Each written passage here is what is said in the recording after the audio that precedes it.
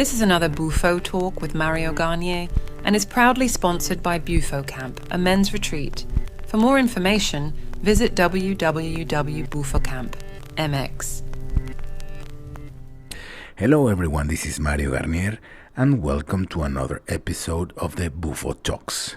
In this episode, I conducted an experiment. I took the information from my book, Meet Mr. Alvarius, and asked an AI to create a podcast based on it. What happened? Well, it's what you're gonna see. Listen.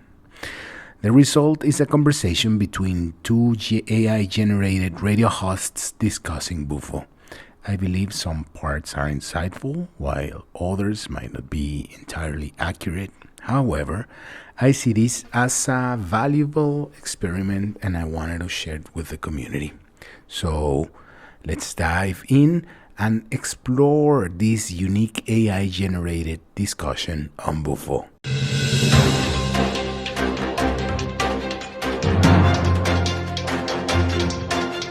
Okay, so are you ready to dive deep into something pretty wild? We're going to be talking about Bufo Alvarius. And no, this isn't like your typical nature show or anything. Yeah, it's definitely a unique deep dive. Totally. Forget all the hype and stuff. We're going straight to the source.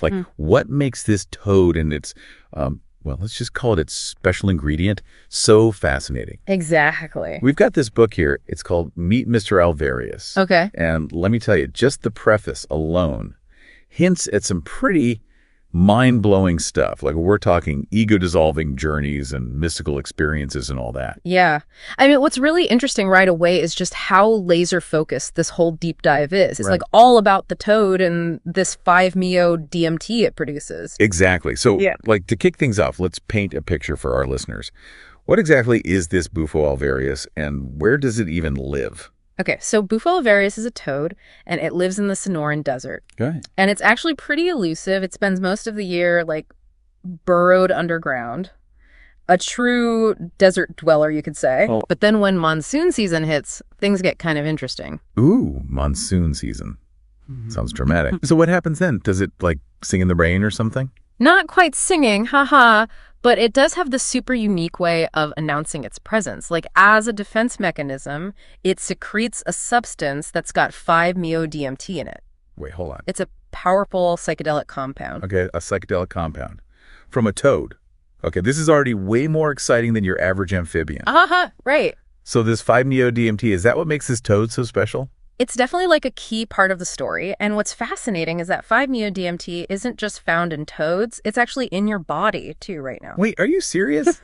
I have psychedelic toad venom in me right now. That's both amazing and kind of alarming. Don't worry, it's completely natural. 5-MeO DMT is produced in the human body, mostly in the gut. And here's where things get really interesting. The gut is increasingly being seen as our second brain, Oh, interesting. It plays a huge role in our mood and even our consciousness. Wow. So we're talking about a substance that's both inside us and out there in the desert, potentially influencing our consciousness in ways we don't even fully understand yet. Right. This is already blowing my mind. It really highlights how interconnected everything is, don't you think? For sure. This tiny toad in the Sonoran Desert is making a substance that mirrors something found in our own bodies. So it really makes you wonder, what role does this naturally occurring 5-MeO DMT play in our lives, and how does it connect to the experiences people report from the toad's secretion? That's a huge question.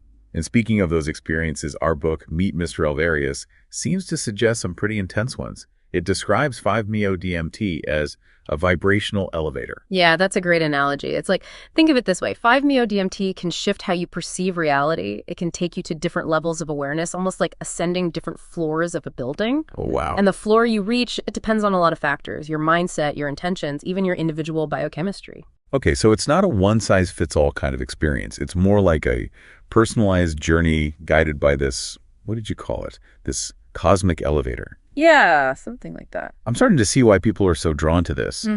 But what are these experiences actually like? Well, a lot of people describe this feeling of ego dissolution, like a feeling of oneness with everything, a loss of the boundaries between self and other. Some people even report experiences they consider mystical or spiritual, almost like near-death experiences. Whoa, hold on. near-death experiences? Is there really a connection there? There is. It's been discovered that our bodies release 5-MeO-DMT during near-death experiences. Wow. So it begs the question, what if these experiences, whether they're caused by the toad's secretion or happening naturally, aren't just hallucinations, but glimpses into a different level of reality that we usually can't access? Okay, now we're really getting into some deep territory. So this toad might be giving us a window into something way bigger than ourselves, something that connects us to the very essence of consciousness. This is wild. Yeah. But I gotta ask, is it all sunshine and rainbows with us? Yeah. Are there risks involved with exploring these altered states of consciousness? Well, it's important to keep in mind that, like with any powerful tool, there's always the potential for misuse. Right. And these 5-MeO-DMT experiences, as transformative as they can also be really challenging and even risky if you're not careful. Okay, yeah, that makes sense. It's like you wouldn't just pick up a chainsaw and start swinging it around without knowing what you're doing. Yeah. So what are some of the risks with this stuff? Well, for one thing, the experience itself can be super overwhelming, especially for someone who's not prepared. Yeah. It can bring up all sorts of intense emotions, repressed memories, and even lead to psychological distress if you don't approach it cautiously and with the right support. So it's not just about having a fun, mystical trip. There's some real inner work involved. Absolutely, and that's where this whole concept of integration comes in. You know, it's not enough to just have the experience. You really need to process it, make sense of it, and figure out how to integrate what you've learned into your everyday life. Yeah, integration. That's a term I've heard a lot in the psychedelic world. Oh. Can you maybe explain a bit more about what that actually looks like? Sure. It's basically about taking the time to really reflect on the experience. Maybe try journaling, talking to a therapist or a close friend, and finding ways to apply those lessons to your relationships, your work, your whole way of seeing the world. Yeah. It's about making the experience truly meaningful and long-lasting, not just a fleeting moment of altered consciousness. So it's like you go on this super intense journey with Mr. Alvarius, but the real work starts when you come back down to earth. Right. It's like you have to unpack your suitcase and figure out what souvenirs you want to keep and how to fit them into your life. That's a perfect way to put it. And this is where the facilitator's role becomes super crucial. If someone is going to work with the toad's secretion, they really need a skilled and ethical guide. Yeah. Someone who can create a safe space for the experience and provide support throughout that whole integration process. Yeah, I can imagine the facilitator can really make or break the experience. It's like having a good Sherpa when you're climbing Mount Everest. You need someone experienced and trustworthy to guide you through the rough parts and help you navigate safely. Exactly. And just like with mountain climbing, there are always inherent risks, even with the most experienced guide. Actually, our book mentions this potential pitfall they call the Gollum state. Okay, Gollum state. That sounds kind of ominous, like straight out of Lord of the Rings. What's that all about? Yeah, so they use that term to describe a situation where someone gets totally fixated on the substance or the experience itself, almost obsessed with it, looking for validation and power through their connection to it. It's like a distortion of the true potential these experiences can offer. So it's like instead of using the experience for personal growth and healing, they get attached to it, almost addicted to the whole idea of being in the know, the one with access to this powerful thing. Exactly. And that can lead to all kinds of problems, not just for that individual, but for the whole community around them. It really reminds us that we need to approach these experiences with humility, respect, and a clear understanding of why we're doing it in the first place. Yeah, it seems like there's a fine line between genuine exploration and just getting lost in the hype, losing sight of the real purpose. But speaking of purpose, aside from the risks, what about the potential benefits? Like, I've heard stories about people healing from trauma, overcoming addiction, even experiencing these profound spiritual awakenings. Is there any truth to those claims? It's definitely important to approach those claims with a healthy dose of skepticism. Right. While there's a growing interest in the therapeutic potential of psychedelics, 5-MeO-DMT included, research is still in its early stages. So we can't just take anecdotal evidence as scientific proof. We need some solid studies to really know what this stuff can and can't do. Right. But there's some promising research coming out. Okay. For example, some studies are showing that 5-MeO-DMT can help with symptoms of anxiety and depression. Huh. And there's also research going on exploring its potential for treating addiction. So it's not a magic cure-all, but it could be a really valuable tool with the right guidance and research. Exactly. And it's also important to remember that these experiences aren't for everyone. They can be extremely challenging, and there's always a chance of negative side effects. It's not something to be taken lightly. Okay, so it's a powerful tool with potential benefits and risks. And it sounds like a big part of navigating this whole thing safely comes down to informed consent, making sure people really get what they're getting into and have realistic expectations. Yeah. Our book talks about something called a Participant's Bill of Rights. What's that all about? Oh, that's a crucial concept. It's all about empowering those who are participating with knowledge and ensuring they have a say in their experience. Okay. They have the right to know the dosage, where the substance came from, the methods being used, whether there's going to be any physical touch involved, if music will be used, all those kinds of details. Gotcha. And they also have the right to say no at any time, to set boundaries, and have their needs respected throughout the whole process. Yeah, that makes perfect sense. I mean, you're going into this incredibly vulnerable state, opening yourself up to these potentially really profound and unsettling experiences. You need to know what you're signing up for and feel like you have some control over what's happening. Absolutely. It's about creating a safe and transparent setting where participants feel respected, informed, and empowered to make choices that are right for them. Yeah, and it goes back to what we were talking about before, the importance of finding a qualified and ethical facilitator who prioritizes the safety and well-being of everyone involved. It's a huge responsibility. It really is. And unfortunately, like with anything, there are people out there who might take advantage of others' vulnerability, looking for power or personal gain. That's why it's so important to do your research, ask lots of questions, and really trust your gut when choosing someone to guide you through these experiences. Yeah, it sounds like a good rule of thumb is if something feels off, it probably is. Trust your intuition.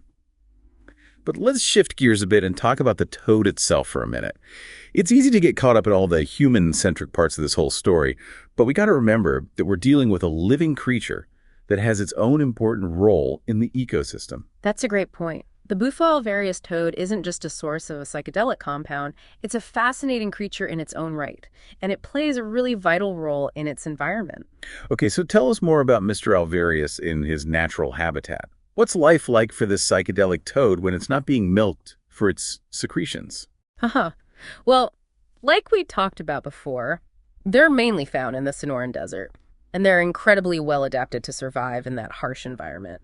They spend the majority of their lives underground and mostly come out during monsoon season to breed and eat. So they're like little desert hermits coming out to party only when the rain starts coming down. Pretty much, And they actually do a lot to keep insect populations in check. They're big eaters, mostly insects and other small invertebrates.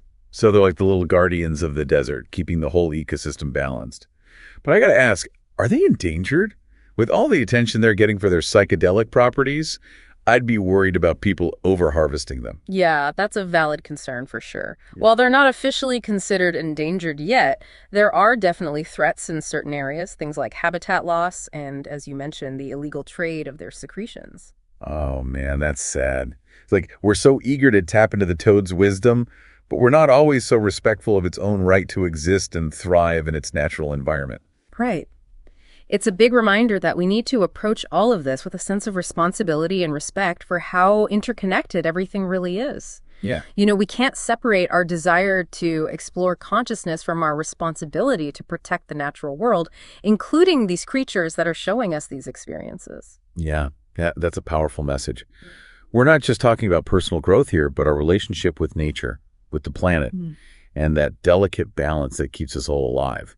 This is getting pretty deep, but before we get too philosophical, I want to go back to something that's been on my mind since we started this whole deep dive. What's that?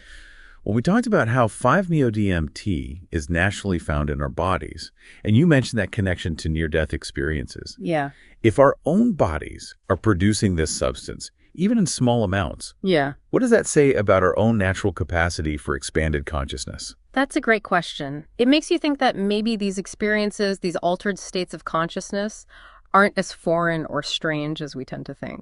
Maybe they're a natural part of who we are, a potential that's just kind of dormant inside us, waiting to be unlocked. Okay, my mind is blown again. So we could all have these mystical, ego-dissolving experiences within us, just waiting to be tapped into. That's pretty exciting and a little scary at the same time.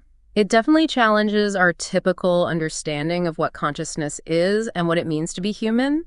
It suggests there might be way more to reality than we can see, and that we actually have the potential to access those other dimensions of experience, whether it's through something like the toad secretion or through practices that tap into our own inner resources. Wow, this is getting pretty heavy even for a deep dive. We've covered so much: the science, the myths, the risks, the potential benefits, all the ecological stuff, the ethical considerations.